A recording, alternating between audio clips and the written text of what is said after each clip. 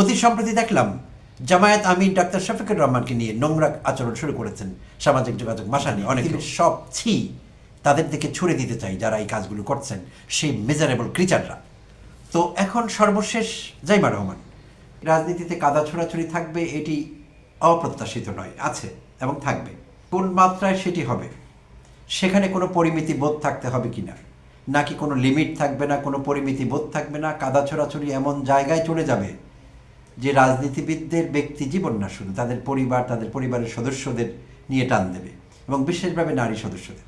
পরিস্থিতি এখন সেখানে গিয়ে দাঁড়িয়েছে। আমাদের দেশে কাদা ছোড়াছুড়িটা এমন জায়গায় গিয়ে পৌঁছেছে যে এখন আমরা রাজনীতিবিদদের পরিবারের নারী সদস্যদের বাজেভাবে চিত্রায়িত করছি, বাজেভাবে আক্রমণ করছি, যেটা নোংরামির পর্যায়ে পড়ে, জঘন্য এই নোংরামি। তো প্রিয় দর্শক শ্রোতা, কথা বলছিলাম আমাদের প্রধানমন্ত্রী জনাব তারেক রহমানের কন্যা ব্যারিস্টার জাইমা রহমানকে নিয়ে। তো ব্যারিস্টার জাইমা রহমান শুধু তারেক রহমানেরই কন্যা নন, তিনি প্রয়াত রাষ্ট্রপতি জিয়াউর রহমানের এবং প্রয়াত সাবেক প্রধানমন্ত্রী বেগম খালেদা জিয়ার নাতনি। তো এই তরুণীকে নিয়ে ইদানিং দেখা যাচ্ছে এক ধরনের নোংরা খেলা খেলতে অনেকেই মেতে উঠেছেন। সামাজিক গণমাধ্যমে, সামাজিক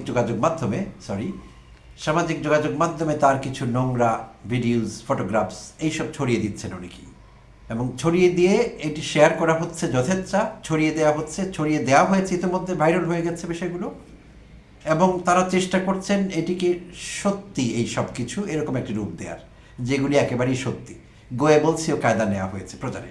আর আমাদের সামাজিক যোগাযোগ মাধ্যমে কিছু একবার ছড়িয়ে পড়লে আর সেখানে যদি নোংরামি থাকে কোনো রকমের, তাহলে অনেকের জন্য চমৎকার রসদ হয়। তো আমরা যারা সামাজিক যোগাযোগ মাধ্যম ব্যবহার করি, এটি দুঃখজনক হলো সত্যি, এখানে কজন দায়িত্বশীল লোক আছি আমরা। দায়িত্বশীলতা বলতে যেটি কথা আছে, যে কোনো কিছু মুখরোচক সামনে পেলে সেটি শেয়ার করে দিতে হবে, দিচ্ছি কিন্তু আমরা বুঝে না বুঝে।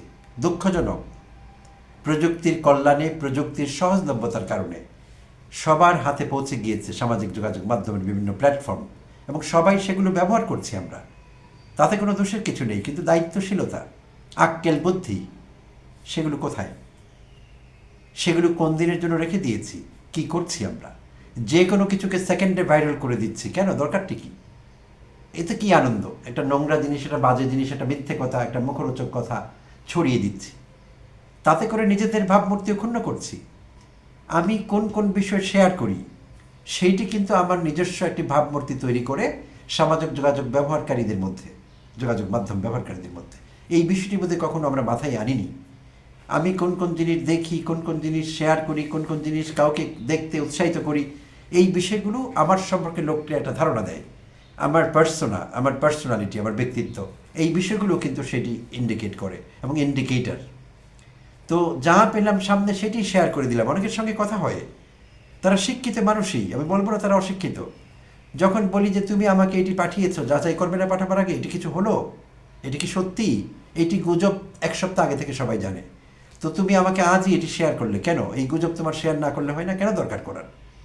হ্যাঁ, অনেক সময় তারা ইচ্ছে করে করেন না, এবং কোনো কিছু ক্ষতি করবার কারো উদ্দেশ্য করেন না, ইনোসেন্টলি কাজটি করেন, কিন্তু তাতে করে বিরাট ক্ষতি হয়ে যাচ্ছে। কারো সম্পর্কে একটি মিথ্যা প্রচার ভাইরাল হয়ে যাচ্ছে, অনেকের মনে সেটি দাগ কাটছে, এবং তারা সহজভাবে নিচ্ছেন যে ও আচ্ছা, হতে পারে। তো এটি একটি ভয়ঙ্কর প্রবণতা এবং ক্ষতিকারক, পুরো সমাজের জন্য, দেশের জন্য, জাতির জন্য খুব বাজে একটি কাজ। জাইমা রহমান খুব ছোট বয়সে ঢাকার একটি স্কুলে পড়তেন, নিচের ক্লাসে। তখন যুক্তরাজ্যে চলে যান, সেইটি প্রায় 18 বছর আগে। তার বাবা তারেক রহমানের সঙ্গে, তখন তিনি প্রধানমন্ত্রী হননি, এবং তার মা ডাক্তার জুবাইদা রহমানের সঙ্গে। তো সেই থেকে গত 18 বছর যুক্তরাজ্যেই বড় হয়েছেন, সেখানকার স্কুল কলেজে পড়েছেন, এবং তিনি ওখান থেকে বার এট ল ডিগ্রি নিয়েছেন। ব্যারিস্টার জাইমা রহমান, তার বয়স কম, বাট হলেও এই কম বয়সে চমৎকার একটি পরিচয় নিজের নামের আগে লাগিয়ে নিয়েছেন, আর সেটি কেউ দেয় না, যোগ্যতা অর্জন করতে হয়েছে তাকে। তো বাংলাদেশে অনেকেই ব্যারিস্টার আছেন, তারা আজকাল আগের মতো ব্যারিস্টার হওয়া যুক্তরাজ্যে অত কঠিন না, একটা সময় কঠিন ছিল ব্যারিস্টার হওয়ার বিষয়টি। তো শুধু ব্যারিস্টার না, যুক্তরাজ্যে যে কোনো বিষয়ে লেখাপড়া করতে যাবার ব্যাপারটি কঠিন ছিল। গেলে অনেকে লেখাপড়া কন্টিনিউ করতে পারেননি, কারণ সিচুয়েশন কোপ করতে পারেননি। কিন্তু এখন কিন্তু এরকম না। এখন অনেকেই আজকাল যুক্তরাজ্যে গিয়ে পড়াশোনা করছেন। আমাদের দেশের হাজার হাজার তরুণ তরুণী ওখানে গিয়ে মাস্টার্স ডিগ্রি নিয়েছেন।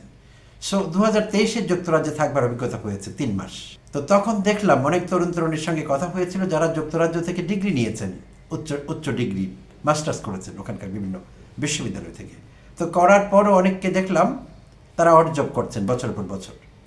তারা কাগজপত্রধারী, ওখানে পেপারস হয়ে গেছে, রেজিডেন্ট হয়েছেন, কেউ সিটিজেন হয়েছেন, তারপরেও তারা অড জব করছেন যোগ্যতা থাকা সত্ত্বেও। তো খোঁজখবর নিয়ে জানা গেল তাদের ইংরেজি দক্ষতা নেই, আর সেই জন্য তারা তাদের অবস্থা বদলাতে পারছেন না। তো বাংলাদেশে আজকাল অনেক ব্যারিস্টার আছে, সার্চ করলে অনেক পাওয়া যাবে, লম্বা সেই লাইন। তো সবাই কিন্তু আন্তর্জাতিকভাবে এই ডিগ্রিটি প্র্যাকটিস করতে পারবেন না। আমি দুঃখিত, আমাকে এইভাবে বলতে হচ্ছে, কারণ অনেকের সেই ইংরেজি যোগ্যতাটি নেই। সবই আছে, ইংরেজিটি সেই মাত্রার না যে ইন্টারন্যাশনালি ল প্র্যাকটিস করবেন। যুক্তরাজ্যে তো করবার প্রশ্নই ওঠে না।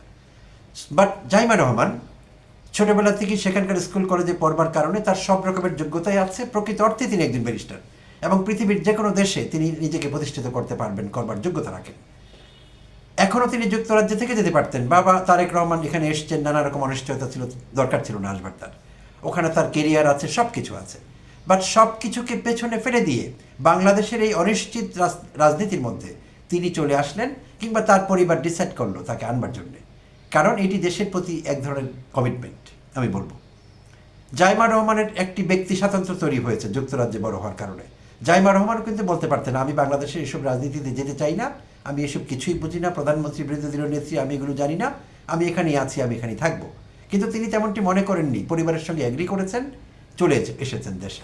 তো আমি এই বিষয়টিকে খুবই পজিটিভলি দেখি। জাইমা রহমানের মতো যোগ্যতা সম্পন্ন মেয়েরা যখন বাংলাদেশে আসে রাজনীতিতে যুক্ত হবার জন্যে, তাসনিম জানার মতো যোগ্যতা সম্পন্ন মেয়েরা, বিদুষীরা যখন বাংলাদেশে আসেন, বাংলাদেশের রাজনীতিতে যুক্ত হন, তখন বাংলাদেশের রাজনীতি বদলে যাবে, এখানে গুণগত পরিবর্তন আসবে, সেই স্বপ্ন দেখি। কিন্তু দেখলাম এক শ্রেণীর নোংরা কদর্য মানসিকতার মানুষ, জঘন্য পাপিষ্ঠ, তারা তাসনিম জারাকে নিয়েও অনেকে এটি করেছেন। তাকে নিয়ে নানা রকম ফেক ভিডিও তৈরি করেছেন, ছবি তৈরি করেছেন, মিম তৈরি করেছেন, ফটোকার্ড তৈরি করেছেন, তাকে ছোট করবার জন্যে অশ্লীল ভঙ্গিতে আক্রমণ করেছেন। জঘন্য, নিন্দা করবার ভাষা জানি না। অতি সম্প্রতি দেখলাম জামায়াত আমির ডাক্তার শফিকুর রহমানকে নিয়ে নোংরা আচরণ শুরু করেছেন সামাজিক যোগাযোগ মাধ্যমে। অনেকেও তার নগ্ন ছবি প্রকাশ করা, মহিলাদের সঙ্গে তার ছবি, এটা ওটা, অনেকে এটি চেষ্টা করেছেন। নিন্দা জানাবার ভাষা নেই। পৃথিবীর সব ছি তাদের দিকে ছুড়ে দিতে চাই যারা এই কাজগুলো করছেন, সেই মেজারেবল ক্রিচাররা। তো এখন সর্বশেষ জাইমা রহমান। তো জাইমা রহমানের বিরুদ্ধে যখন এগুলো চলছে, তখন বিএনপি থেকে অতি উৎসাহী, রিসার্চ নেই, চিন্তা নেই, বিশ্লেষণ নেই। তো তারা বলে বেড়াচ্ছেন যে এটি জামায়াত শিবিরের কাজ। এরকম বক্তব্য আরও নোংরা আমি মনে করি। কেন নোংরা? এটি যদি জামায়াত শিবিরের কাজ হতো, তাহলে তারা এই কাজটি করতেন নির্বাচনের আগে, যেটি বিএনপির ভোট বাক্সকে নেগেটিভলি ইম্প্যাক্ট করতে পারত। তো তারা সেই লাইনে হাঁটেননি, তারা সেটি করেননি। তখন যদি না করেন, এখন কেন করবেন? কোনো কারণ নেই, কোনো যুক্তি নেই। তো এইটি আসলে বিএনপির চিকন কালাইয়া, এখনকার যারা বন্ধু বিএনপির, আওয়ামী লীগ, অনেকেরই ধারণা এটি আওয়ামী লীগের কাজ। আওয়ামী লীগের সংঘবদ্ধ একটি গোষ্ঠী এই সাইবার আক্রমণ চালাবার জন্য নির্বাচনের বহু আগে থেকে তৈরি হচ্ছিল, বাংলাদেশ নামক রাষ্ট্রটিকে অস্থিতিশীল করবার জন্যে, অধ্যাপক ইউনূসকে ব্যর্থ দেখাবার জন্যে, এবং বিএনপিকেও স্টিগমাটাইজ করবার জন্য। বিএনপি সেটি বুঝবার চেষ্টা করেনি, এটি তাদেরই চেষ্টা। তো তারা এখন চাইছে জামায়াত এবং বিএনপির মধ্যে লাগিয়ে দিতে ভালোভাবে। তো যাচাই বাছাই না করে এই দোষটি বিরোধীদের দেওয়া, জামায়াত শিবিরকে দেওয়া একটি জঘন্য প্রবণতা, এবং সেটি ধ্বংসাত্মক হতে পারে, আত্মঘাতী হতে পারে বিএনপির জন্যে। আর যারা এই কাজটি করছেন, জাইমা রহমানকে স্টিগমাটাইজ করবার চেষ্টা করেছেন। জাইমা রহমান যেভাবে বড় হয়েছেন বিলেতে, তার মা একজন বিদেশি মহিলা, ডাক্তার জুবাইদা রহমান, ভালো পরিবারের মানুষ, ভালো পরিবেশে তিনি বড় হয়েছেন, এবং তাকে এই পারিবারিক সংস্কার দেওয়া হয়নি, এটি আমরা বিশ্বাস করতে রাজি নই। তারেক রহমান সম্পর্কে আমাকে অনেক নেগেটিভ কথা বলতে হবে, বিএনপি সম্পর্কে বলতে হবে, আজই বলবো হয়তো অন্য কোনো এপিসোডে, কিন্তু জাইমা রহমানকে এখানে আমাকে ডিফেন্ড করতেই হচ্ছে এবং করতেই হবে। প্রতিটি সৎ বিবেকবান নাগরিকের দায়িত্ব জাইমা রহমান বা এরকম কোনো বিদুষী যোগ্য তরুণী সম্পর্কে যারা নোংরামি করবে, তাদের নোংরামির দাঁত ভাঙা জবাব দেওয়া এবং তাদের নিন্দা করা। এটি আমাদের করতেই হবে, দেশের স্বার্থে, সকলের স্বার্থে।